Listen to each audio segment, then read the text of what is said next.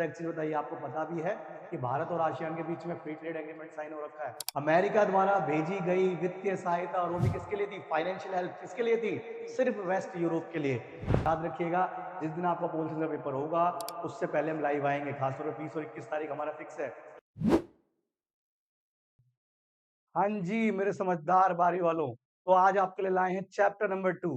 अगर आप लोगों ने अब तक पूरा चैप्टर रिवाइज कर लिया है, फिर भी इसको देखिएगा, क्योंकि इसमें ऐसी चीजें हैं जो आपने अभी तक सुनी भी नहीं होंगी, लेकिन फिर भी हम आपके लिए लेकर आए हैं। और याद रखिएगा, ये वीडियो सिर्फ और सिर्फ अगर आप बोर्ड के एग्जाम की तैयारी कर रहे हैं तो सिर्फ आपके लिए है। अगर आप बोर्ड के एग्जाम की तैयारी नहीं कर रहे तो बेटा छोड़ो, अपना शॉर्ट्स देखो, शॉर्ट काटो। ठीक है, सबसे पहले अगर इसमें हम शुरू करें तो हमारे पास देखिए बेटा 1 मार्क, 2 मार्क, 4 और 6 सभी सारे क्वेश्चन इसमें इन्वॉल्व किए गए हैं। ठीक है, और याद रखिएगा, जिस दिन आपका पॉलिटिक्स का पेपर होगा उससे पहले हम लाइव आएंगे, खासतौर पर 20 और 21 तारीख हमारा फिक्स है कि उस दिन हम आपको लाइव मिलेंगे। ठीक है, सबसे पहली चीज, ब्रिटेन यूरोपीय संघ से कब अलग हुआ? जनवरी 2020 में। बहुत सिंपल लेकिन इंपॉर्टेंट। दूसरी बात, भारत और आसियान का मुक्त व्यापार समझौता कब हुआ? 2009 में। अब जरा एक चीज बताइए, आपको पता भी है कि भारत और आसियान के बीच में फ्री ट्रेड एग्रीमेंट साइन हो रखा है? 2009 से हो रखा है। आपने पढ़ा नहीं होगा, इसीलिए तो हम लोग बैठे हैं स्टार्ट रिवीजन वाले। ठीक है, उसके बाद तीसरी चीज कि आसियान द्वारा अ, आसियान शैली के माध्यम से किन दो देशों के बीच का विवाद निपटाया गया? तो वह कंबोडिया और पूर्वी तिमोर। ये जरूरी है, पूछा जाएगा। ठीक है, उसके बाद आसियान क्षेत्रीय मंच की स्थापना कब हुई? आसियान रीजन फोरम, ये 1994 में बनाया गया था। और चाइना में पहली साम्यवादी सरकार या साम्यवादी क्रांति कब देखने को मिलती है हमें? 1949। ठीक है, उसके बाद आसियान क्षेत्रीय मंच की जो स्थापना थी वो हमारे लिए 1994 है ही। ठीक है, उसके बाद यहाँ से देखिए कि यूरोपियन यूनियन बना कैसे। यूरोपियन यूनियन के बारे में बेटा एक चीज याद रखिएगा, आफ्टर सेकेंड वर्ल्ड वॉर इसका फॉर्मेशन चालू हुआ है, और 1948 में यहाँ पर मार्शल योजना आती है, जिसके बाद ओईईसी की स्थापना होती है, यानी कि organisation for European economic cooperation, OECD. ठीक है, इसकी स्थापना हुई। और मार्शल योजना क्या थी? अमेरिका द्वारा भेजी गई वित्तीय सहायता, और वो भी किसके लिए थी? फाइनेंशियल हेल्प किसके लिए थी? सिर्फ वेस्ट यूरोप के लिए। 1949 में इन्होंने अपनी पॉलिटिकल काउंसिल बनाई, राजनीतिक परिषद बनाई। 57 में इन्होंने अपना आर्थिक समुदाय बनाया, यूरोपियन इकोनॉमिक कम्युनिटी बनाई। फिर उसके बाद 1979 में इन्होंने पहली बार प्रत्यक्ष चुनाव करवाए गए और यूरोपीय पार्लियामेंट को स्टैब्लिश किया गया। और 1992 में इन्होंने अपने ग्रुप को फॉर्म कर दिया। अब एक चीज समझना, सबके अपने अपने काम थे। राजनीतिक परिषद का काम था तालमेल बनाए रखना। क्या काम था? तालमेल बनाए रखना, जो जितने भी देश आ रहे हैं। ठीक है, उसके बाद हमारे पास आर्थिक समुदाय, निवेश, व्यापार, मुक्त व्यापार समझौता, करेंसी एक्सचेंज, इन सबको बढ़ावा देना।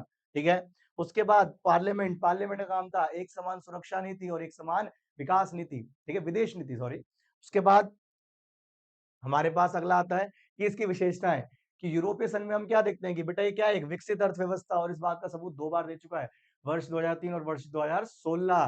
दुनिया की सबसे बड़ी अर्थव्यवस्था 2 बार बन चुका है। उसके बाद उन्नत तकनीक, एडवांस टेक्नोलॉजी। ठीक है, कि इसके बाद सारी हाईटेक टेक्नोलॉजी मिलेंगी, हाईटेक वेपन्स आपको मिलेंगे। मजबूत मुद्रा यूरो, याद रखना ये डॉलर के प्रभुत्व के लिए खतरा है। ठीक है, डॉलर के प्रभुत्व के लिए कैसे? आपके लिए डॉलर कितने का है आज की डेट में? 90 रुपए का। लेकिन यूरो चेक कर लीजिएगा कितने का है एक बार। ठीक है, इसकी वैल्यू ज्यादा है। उसके बाद संगठित आर्थिक और राजनीतिक संगठन, कि इसके पास इकोनॉमिकली भी बहुत पावर है, पॉलिटिकल पावर भी है, लाइक वीटो। ठीक है, याद रखिएगा, पहले इसके पास 2 देश थे वीटो वाले, फ्रांस और ब्रिटेन। ब्रिटेन अलग हो गया, लेकिन फ्रांस अभी भी है। इंटरनेशनल डिसीजंस को इन्फ्लुएंस करने की पूरी पावर रखता है। उसके बाद सैन्य मजबूत शक्ति, कि इनके पास स्ट्रॉन्ग मिलिट्री है, दुनिया की सेकंड लार्जेस्ट। याद रखना, हर चीज में नंबर 1 पे कौन है? अमेरिका। दूसरे नंबर पे आपको यही मिलेगा। उसके बाद कमियों की बात करें, कि पहली बात, इसके पास संविधान का अभाव है, कोई कॉन्स्टिट्यूशन नहीं है। प्रयास किया है लेकिन नहीं हो पा। ठीक है, उसके बाद सांझी मुद्रा, इसकी सांझी मुद्रा का विरोध देखने को मिलता है, खासतौर पे यूरो का। और कौन से देश है जो विरोध कर रहे हैं? इसी के 2 सदस्य देश, स्वीडन और डेनमार्क। स्वीडन और डेनमार्क। उसके बाद maastricht संधि का विरोध देखने को मिलता है, यानी जो इसका एग्रीमेंट हुआ था। और विरोध फिर से कौन कर रहा है? स्वीडन और डेनमार्क। याद रखिएगा, स्वीडन और डेनमार्क क्लास के वो 2 बच्चे हैं जिनको क्लास छोड़नी भी नहीं है और क्लास में बाकियों को तंग भी करना है। सेम यही चीज यूरोपियन यूनियन में रह भी रहे हैं, ना उसकी करेंसी मानते, ना उसके समझौते को मानते। उसके बाद सभी देशों के पास समान रक्षा नीति नहीं है। जैसे ही कोई डिसीजन आता है, ये लोग अलग अलग हिस्सों में बढ़ जाते हैं। इराक के मामले में भी हो चुका है ये। उसके बाद सभी सदस्य देश यूरो का उपयोग नहीं करते। अगेन वही स्वीडन और डेनमार्क सब लोग यूज़ नहीं कर रहे हैं और ये दिक्कत वाली बात बनी हुई है बेटा। बात समझ में आ रही है? ध्यान से देख लीजिएगा इन 2 चीज़ों को। उसके बाद आगे बात करें तो आसियान शैली, ठीक है? आसियान स्टाइल यानी आसियानी काम करने का तरीका, अनौपचारिक, सहयोगात्मक और आपसी मेल-मिलाप पर जोर, ठीक है? जो चीज़ें दुनिया को ज़रूरी नहीं लग रही, आसियान उस पे ध्यान देगा। उसके बाद ये अपने बीच में एक-दूसरे के साथ मिल-जुल के रहेगा और विवाद नहीं करेगा। और इसी नीति के चलते इसने 2 देशों का कलेश निपटाया था। बात कर रहे थे ना स्टार्टिंग में पूर्वी तिमोर और कंबोडिया। ठीक है? आधों को तो पता भी नहीं होगा कि पूर्वी तिमोर है क्या? ऐसा भी कोई देश एक्सिस्ट करता है, सोचो इसका विवाद इसने निपटवाया है। और याद रखना इसी चीज़ को बढ़ाते हुए 2003 में, ठीक है? 2003 में ये 3 अलग-अलग समुदाय बनाए गए थे। आसियान की सिक्योरिटी कम्युनिटी, आसियान सुरक्षा समुदाय, आसियान की इकोनॉमिक कम्युनिटी, आसियान आर्थिक समुदाय और आसियान की सोशियो कल्चरल कम्युनिटी, आसियान का सामाजिक सांस्कृतिक समुदाय। याद रखना इन तीनों के काम अलग-अलग, जैसे सिक्योरिटी कम्युनिटी, विवादों का बातचीत से निपटारा करना, डिस्प्यूट सॉल्विंग बाय नेगोशिएशन। उसके बाद आसियान की इकोनॉमिक कम्युनिटी, इसके लिए व्यापार को बढ़ाने के लिए लाइक एफटीए, किसको मैनेज करने के लिए? FTA, free trade area, investment, trade इनको बढ़ाना है। उसके बाद सामाजिक सांस्कृतिक बढ़ाने के लिए कि अपनी इस कल्चर को बढ़ाना। और अगर याद हो तो आसियान ने पॉलिसी बना रखी है लुक ईस्ट, एक्ट ईस्ट और इंडिया ने लुक ईस्ट की पॉलिसी लुक ईस्ट की पॉलिसी 1991 में अपनाई और उसके बाद इंडिया ने ही एक्ट ईस्ट की पॉलिसी यानी पश्चिम की तरफ मत देखो, पूर्व की तरफ देखो और पूर्व को अपनाओ, ये 2014 में अपनाई। ठीक है? ये चीज़ें याद रखिएगा। उसके बाद अगले बात करें तो हमारे पास आता है चीन का आर्थिक विकास। देखिए, चीन का आर्थिक विकास कैसे हुआ? चाइना में पहली गवर्नमेंट 1949 में बनी। 1949 से 72 तक चाइना ने एकांतवास फेस किया। 72 में अपना पॉलिटिकल आइसोलेशन, राजनीतिक एकांतवास क्या करा? खत्म कर दिया। उसके बाद आधुनिकीकरण के 4 प्रस्ताव आए।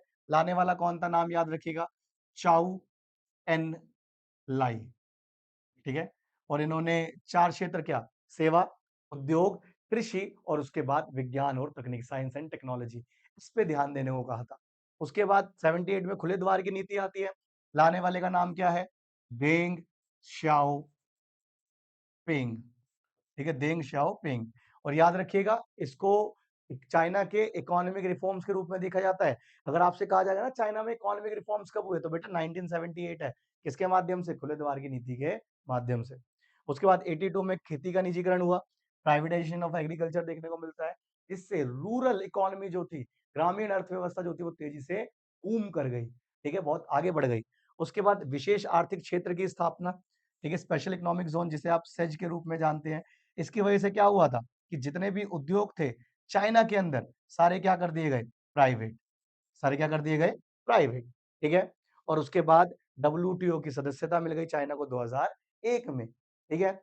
उसके बाद आगे बात करेंगे और एक चीज़ और याद रखिएगा चाइना वाले से ही, कि जो चाइना में ग्रोथ हुई थी, उसका फ़ायदा सभी नागरिकों को इक्वली नहीं मिला था। वहाँ पॉल्यूशन बढ़ गया था, रिसोर्सेज़ खत्म हो गए थे, महिलाओं की स्थिति बहुत खराब हो गई थी, ये सारी चीज़ें देखने को मिली थी। ठीक है? उसके बाद जापान एक कैसे सत्ता का नया केंद्र है, ठीक है? कैसे एक पावरफुल कंट्री है। पहली बात बहुत रैपिडली ग्रो हो रहा है, तीव्रता से विकास कर रहा है। उसके बाद 1964 में ओईसीडी का सदस्य बन चुका है। याद रखना ओईसीडी दुनिया में तेल के व्यापार को मैनेज करती है। उसके बाद जापान तकनीकी विकास में एशिया में सबसे आगे है। इसके जैसी टेक्नोलॉजी लगभग कोई है ही नहीं। मीम देखते हो ना कि जापान एक तरफ कदमों से बिजली बना रहा है। वहाँ लोग चल रहे हैं, वहाँ बिजली बन रही है। इतना आगे बढ़ चुका है वो। ठीक है? और जापान का जो है सैन्य गठबंधन सीधे तौर पे किसके साथ है? अमेरिका के साथ। तो आप लड़ भी नहीं सकते क्योंकि आप उससे लड़ने जाओगे वो अमेरिका को बुला के खड़ा कर देगा। तो लड़ाई ज़्यादा हो जाएगी। ठीक है? उसके बाद आगे बात करें तो हमारे पास आता है हान नदी पर चमत्कार। याद रखिएगा हान नदी पर चमत्कार ये आपके दक्षिण कोरिया से संबंधित है। और हुआ क्या था 1960 तक कोरिया में कुछ ज़्यादा ठीक-ठाक था नहीं। 1960 से 1980 के बीच में हान नदी का चमत्कार देखने को मिला। होता क्या है कि हान नदी के आसपास औद्योगिक विकास, इंडस्ट्रियल ग्रोथ देखने को मिलती है। और याद रखना ये सब कुछ क्या है? हान नदी के रास्ते ही हो रहा था। ठीक है? उसके साथ-साथ यहाँ पर निर्यात आधारित उद्योग नीति और भारी औद्योगिकरण, एक्सपोर्ट ड्रिवन पॉलिसीज बनाई गई और हेवी इंडस्ट्रीज लगाई गई। यानी कि हम लोग सिर्फ बेचेंगे, हम लोग सिर्फ क्या करेंगे? बेचेंगे। ये कोरिया का माइंडसेट था, जिसकी वजह से वो तेजी से ग्रो कर पाया। और इस टाइम पर यहाँ के राष्ट्रपति पार्क chung-hee जो थे, बेसिकली इनकी नीतियों ने ही आर्थिक सुधार किए थे। तो कोरिया में आर्थिक सुधार करने वाला कौन है? Park chung-hee। ठीक है? उसके बाद यहाँ पर जितनी भी गरीब कृषि अर्थव्यवस्था थी, उसको औद्योगिक राष्ट्र में कन्वर्ट कर दिया गया। याद रखना इनके भी हाल क्या थे हमारे जैसे, गरीब कृषि अर्थव्यवस्था, कृषि पे निर्भर, लेकिन इन्होंने टफ कॉल्स ली, सही कदम उठाए, उसके बाद इन्होंने विकसित औद्योगिक क्षेत्र बनाया, ठीक है? उसके बाद हमारे पास आता है कि भारत किस तरह से दुनिया में एक शक्तिशाली देश है। उसके बाद भारत दुनिया की चौथी बड़ी अर्थव्यवस्था है, ठीक है? Fourth largest economy on paper है, रियलिटी आपको भी पता है, हमें भी पता है, ऑन पेपर है। उसके बाद विश्व की सबसे ज़्यादा जनसंख्या वाला देश है, जनसंख्या से फ़ायदा नहीं है, जनसंख्या की वजह से हम एक बड़ा उपभोक्ता बाज़ार है, कंज्यूमर मार्केट है और ये कंज्यूमर्स दूसरी कंपनियों को अट्रैक्ट कर सकते हैं कि जी आ जाओ हमारे देश में, आपको बहुत सारे कस्टमर बने-बनाए मिल जाएँगे। आप खुद सोचो 150 करोड़ लोग हैं, ठीक है? सबसे बेसिक चीज़ टॉफ़ी, आपने एक-एक टॉफ़ी भी सबको बेच दी, एक-एक सिर्फ, 150 करोड़ तो आपके बन गए, एक-एक रुपए के हिसाब से भी, ठीक है? तो ये चीज़ देखी जाती है जनसंख्या को। भारत एक परमाणु संपन्न देश है, ठीक है? उसके बाद तकनीकी, आईटी सेवाएँ और बैंकिंग प्रणाली हमारी बहुत विकसित है।